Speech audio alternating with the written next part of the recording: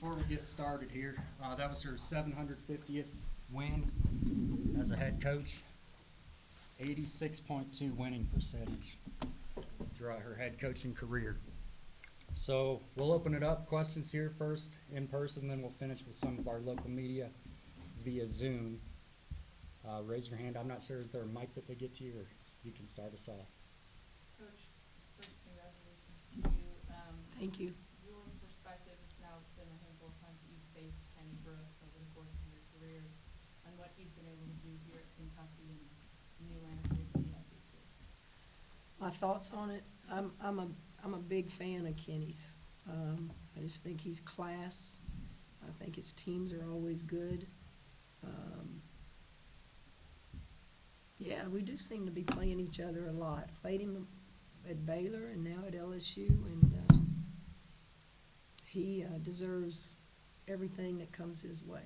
Just a tremendous person, great coach. There in the back.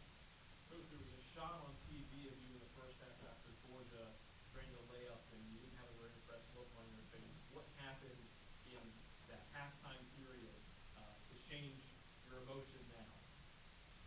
I don't know. I coach with emotion, so you could be talking about a lot of things. I can't remember.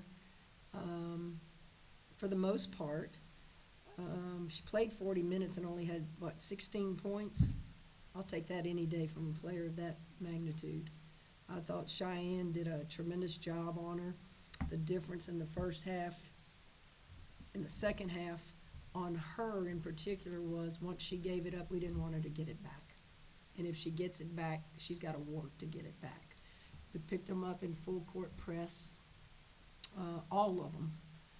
But that's the only thing we changed from a X's and O's point of view. As I just said, pick them up full court, and we were able to cut into the lead early in the third quarter, and then that just gave us a little momentum to keep going. Talia. Yeah, hey Coach, how impressed were you with the way that your team came out in that third quarter? It felt like you guys have had a lot of those moments this year where you come out really strong in the second half. Let me tell you, this team, you better not overlook us. People forget we've only lost 2 ball games. Now think about what I just said.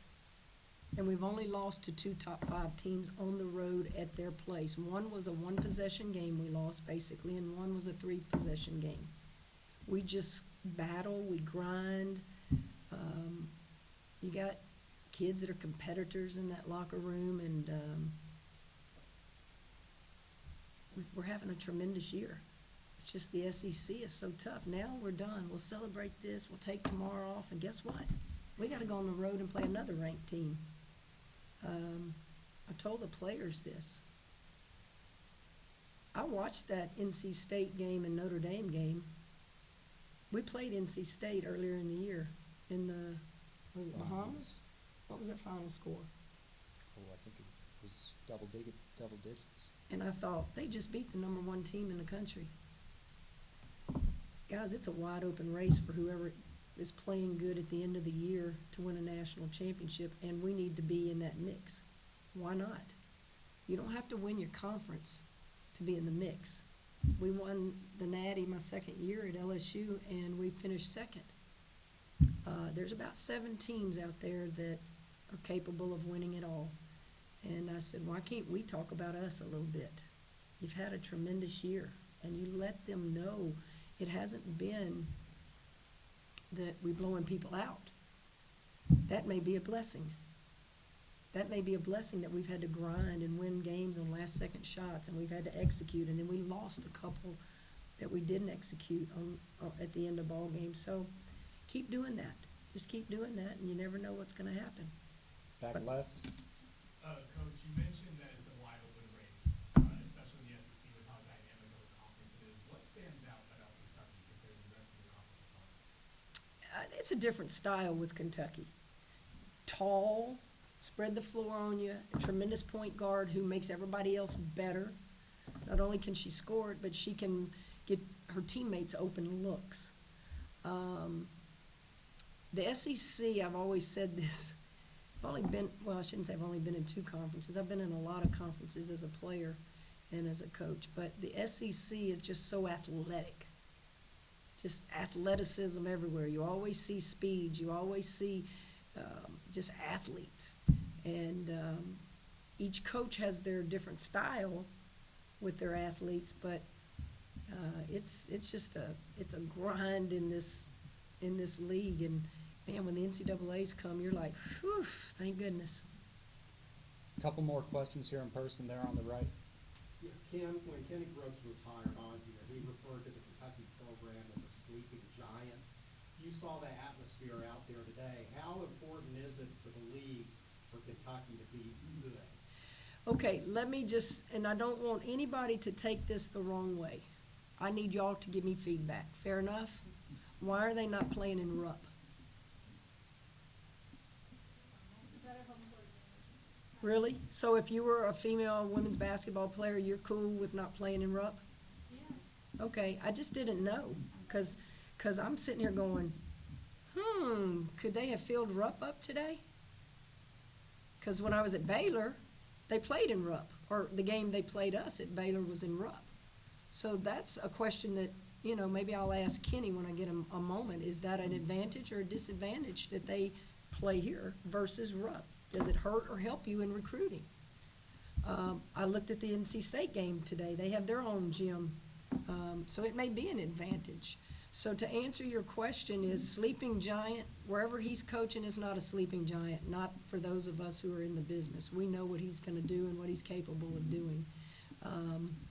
And Kentucky has had great women's basketball players through the years. Now I'm going to date myself, and maybe y'all can tell me. Hedges, y'all remember her? Where is she now? She and I played a lot of USA basketball together. That chick could play, right? Yeah, you've had some good Steele, Valerie. Y'all have had good players. And Kentucky is Kentucky. Y'all are blue blood, right? It's what people say. The blue blood of men's basketball for sure.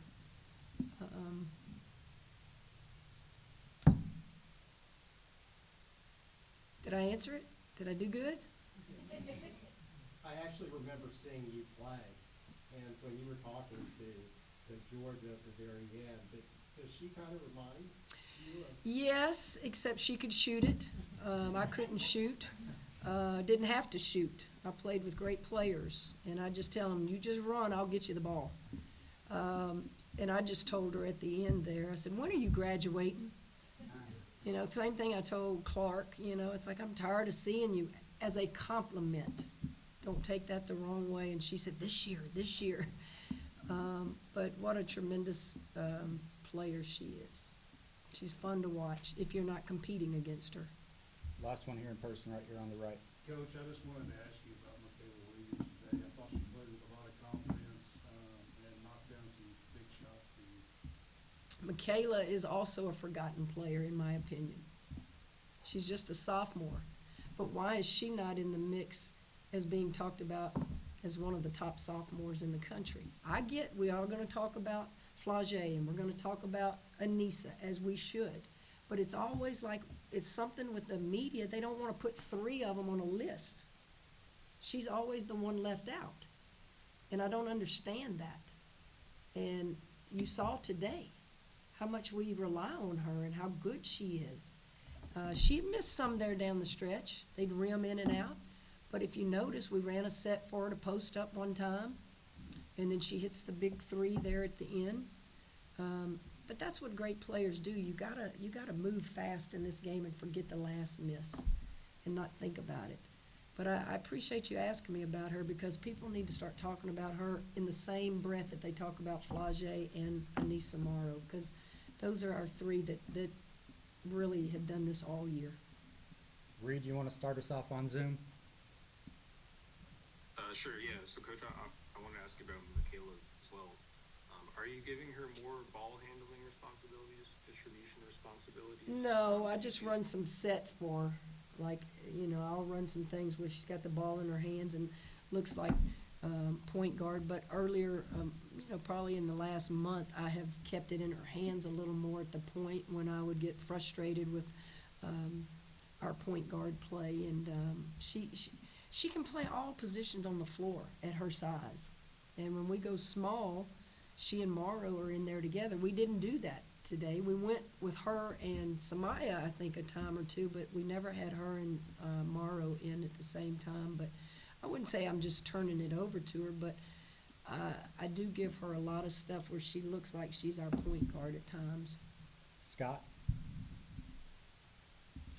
Hey, Kim, just wondering if you could, you've reflected all on the 750 wins. I know you don't like to reflect probably during the season very much, but it's, you said many times you had to be pulled into coaching. Did you ever think that you would coach so long to get to win so many games? Actually, when we went to the locker room, I got drenched. You know, I'm drenched. I'm wet. And I thought, why are y'all doing this? Because we beat Kentucky? But I didn't say anything. I just celebrated with them a little bit. I thought maybe they're just really proud of themselves, and as they should be. And we're getting ready to say the Lord's Prayer. And I look at two of my kids, and they have shirts on. And then it hit me, oh, my Lord, that's why y'all drenched me. It was 750 victories, and they have a shirt that the coaches had given them. I didn't know. So I interrupted the Lord's Prayer to say, whoa, wait a minute here. And that's how I found out it was 750. And you're right, I was never going to be a coach. My degree's in business administration. I was working on my MBA and got talked into doing this by the president of Louisiana Tech. And I guess that man knew more what I needed to do than I did. And here I am going almost 40 years in this business now. It's a blessing. You don't win games and championships without great players. What coaches do is they manage things. They manage a team. They manage assistant coaches. They communicate with administration. They try their best to make players believe in what they're selling, and you might tweak something in the middle of the game, but at the end of the day, you do not win anything without great players. And that's what I would think when my career's over. It's like, how many did I get to coach? How many great players did I get to coach? And I don't mean great that they were all player of the years or they were all this. Look, guys, we won a national championship with not one high school All-American in 2005. But those were kids that believed in what you were doing, and they bought in. And that's what I think when I think of 750 victories. And, of course, you made your little remark. I caught it this long. Yes, I'm old. I get it, Scott, but I'm not as old as you, okay? Matt? Hey, Coach, just wanted to ask about Cheyenne's defense on Georgia and the impact she had on this game. Thank you for asking about that young lady, because I sure have been hard on her.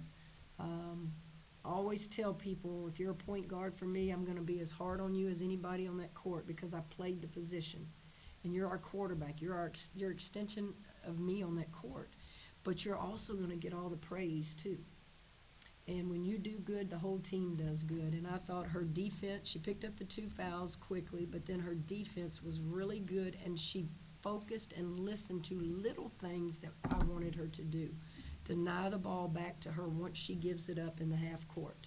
Pressure her in the full court so that you're at least worrying her that maybe she'll miss a 3 because she's just a little bit winded or fatigued.